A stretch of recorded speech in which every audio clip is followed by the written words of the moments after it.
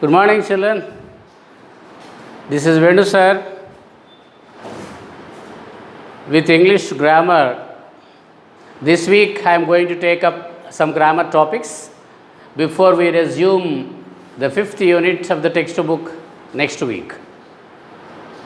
As a part of this, in this class we are going to discuss sentence, its kinds. How important to know this topic thoroughly. As we move on with the discussion of other topics of grammar, we can understand that. Sentence, what is a sentence and how many kinds of sentences are there? This is what we are going to discuss in this particular video. A sentence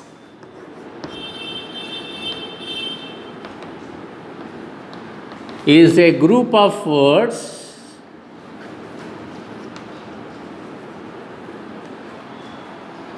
arranged in a proper order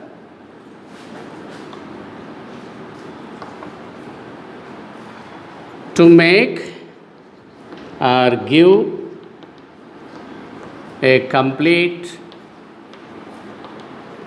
sense or meaning. Children, this is not a new topic for you. Earlier also in the previous classes, almost in every class we come across this particular topic, sentence. Sentence is a group of words. We all know that. But every group of words will not make a sentence. Every group of words doesn't make a sentence. Those words should be arranged in a proper way so that it can give a complete sense and meaning. That is how we define a sentence. Sentence is a group of words arranged in a proper order to make or give a complete sense or meaning. How many kinds of sentences are there? Children, we come across several types of sentences as we read the text, any text in English. Sometimes we find sentences ending with full stop.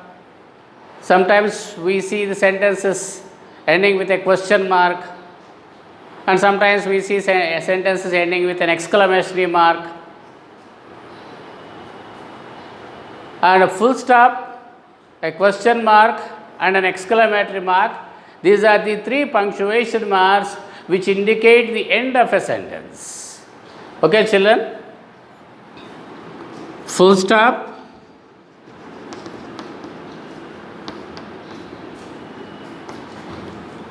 a question mark,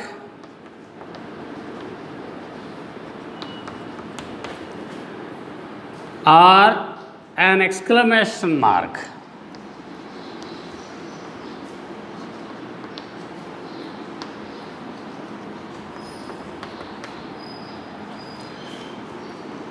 Indicate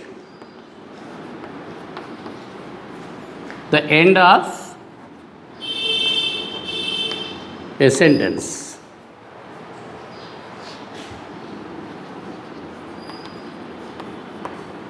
Only these three punctuation marks, full stop, question mark,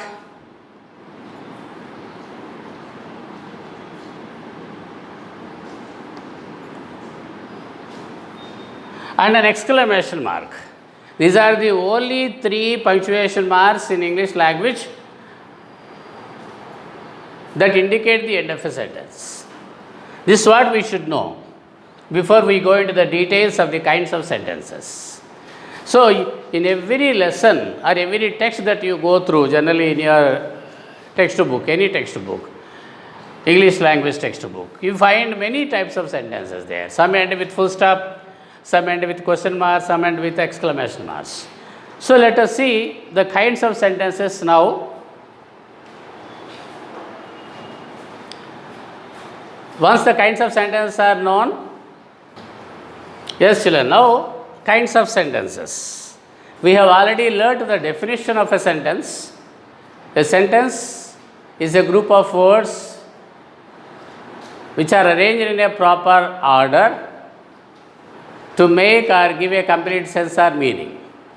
And another thing that we learned in the earlier minutes of this section is that there are three punctuation marks which indicate the end of a sentence. One is a full stop, a question mark, and an exclamatory mark. So now kinds of sentences. Most of the time, I think children, you know that there are only 4 kinds of sentences. That's what a general belief. Most of the time we learn only 4 kinds of sentences. But actually there are 5 kinds of sentences. One is assertive or declarative sentence. Second one, imperative sentence. Third, interrogative sentence. Fourth, exclamatory sentence. And fifth, optative sentence. This is, of course, something most of you may not be aware of. In the previous classes, 8th class also, 9th class, and every class we generally discuss. I think you all remember this. Assertive or declarative sentences, imperative sentences, interrogative sentences, exclamatory sentences, optative sentences. Now let us go into the details of these separately. First let us discuss assertive or declarative sentence. First, assertive or declarative sentence. The first kind of sentence that children that we are going to discuss now. This sentence which makes a statement is known as an assertive or a declarative sentence. Assertive or declarative, both are one and the same. Any sentence which makes a statement. What do you mean by a statement?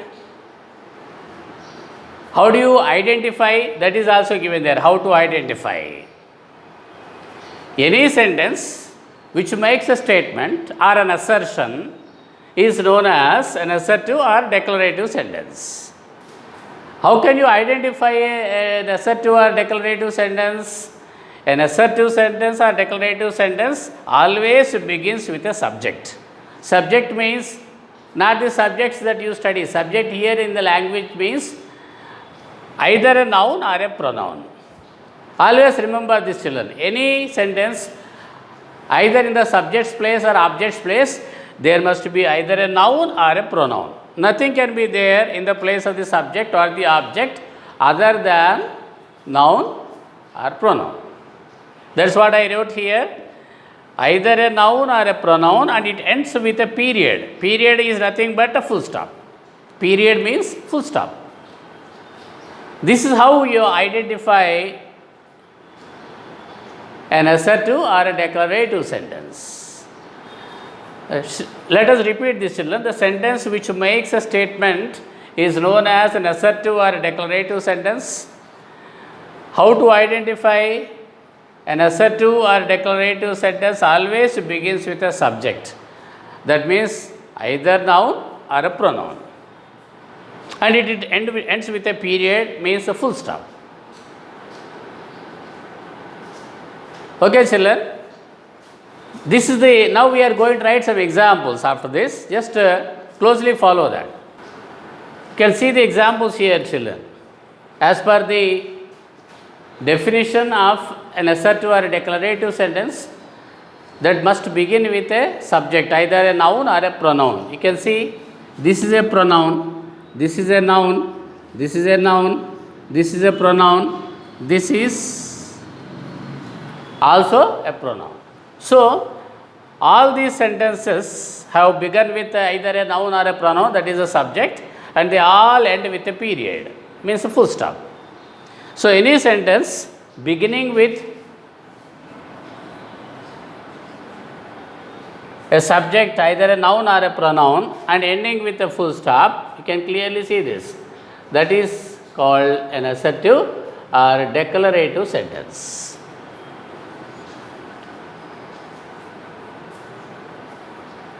Now, we may get a doubt when we write some other sentences. For example,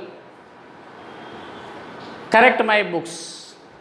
Sir, please repeat the question. Like those sentences also we come across. Sometimes the teacher shouts at a particular student, you get up and go out of the class.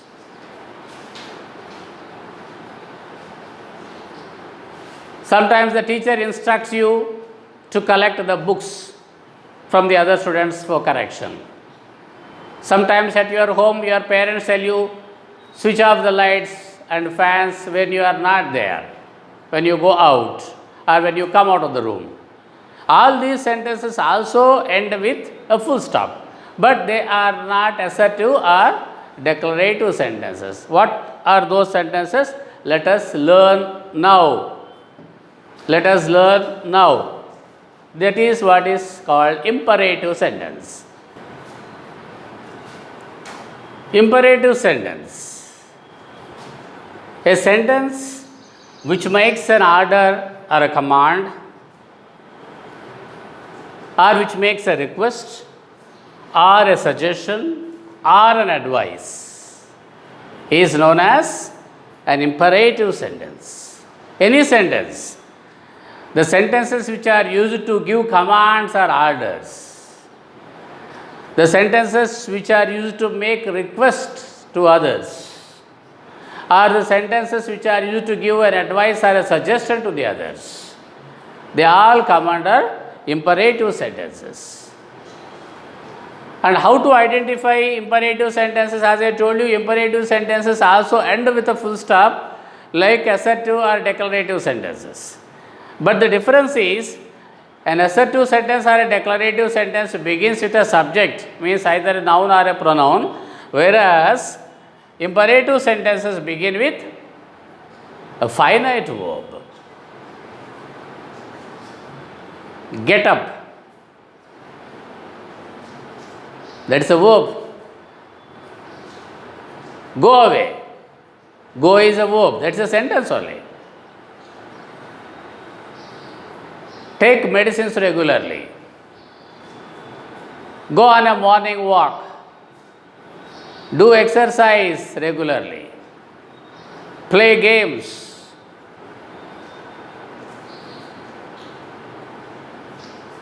Don't go out unnecessarily these days.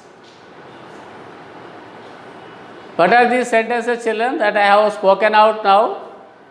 All these sentences are imperative sentences because they either make an order or a command or a request or a suggestion or an advice. I think you might have clearly heard that all these sentences that I have spoken now began with verbs, finite verbs. Okay, children. Let us see the examples of imperative sentences. You can clearly understand them. Look at the examples, children. Don't go out unnecessarily these days. It's an advice. Every doctor, every advertisement on television screen, every well-wisher nowadays advise us not to go out. They tell us, don't go out unnecessarily. It's an advice. It begins with a verb, you see. Don't, do is a verb. Take medicines regularly. Suppose there is a relapse. Relapse means recurrence of a particular disease for any particular person. The doctor advises him, take medicines regularly or you will have a relapse. So, take also is a verb, begins with a verb, so it's imperative. This is a suggestion, advice. Please repeat the answer. We are making a request here. Suppose you want to know the answer which is already discussed, but you want the teacher to repeat it. Then how do you ask that? Please, madam, please, sir, repeat the answer. Please repeat the answer. Or please repeat the explanation. Like that. Get up and get out of the class. This is a regular sentence that you hear from the teachers every now and then in the classroom. When there is a lot of noise, when a particular student doesn't do the homework regularly, or a particular student is regularly absent, or a student mischievous, The teacher gets angry and shouts at him, get up and get out. This is an order. I told you, according to the definition, the sentence which makes an order or a command, it's making a command here. The teacher is commanding or ordering a student to go out, get out of the class. Exercise or play games for good health. Don't think exercise is used as a noun here. Exercise is used as a verb here. Exercise means do exercises and play games regularly for good health. If you do not exercise and if you do not play, playing is a good exercise, everybody knows it. If you do not exercise or if you do not play games, automatically you put on weight, you become obese. So, exercise or play games for good health. This is a suggestion or advice generally nowadays we hear from the health experts. Whatever you lose, you may earn it back again, somehow or the other. But once the health is lost, everything is lost. So, people say, a popular saying there is, I think you know that health is wealth. There is no wealth which is more important than health for anybody in this world. Okay, children, such kind of sentences which make orders or commands, which make requests, which give suggestions or advice, all come under imperative sentences. I repeat, these sentences begin with verbs. But you know to whom these sentences are spoken? Can you speak these sentences to somebody who is not there in front of you? Just think repeatedly. These sentences, to whom can you speak? You can speak to the people who are opposite you, are standing or sitting opposite you, who are in front of you, or who are near to you, who can hear your words. So, it is implied that there is a subject there at the beginning, but we do not write that subject. What is that subject here in all these sentences? The subject is this.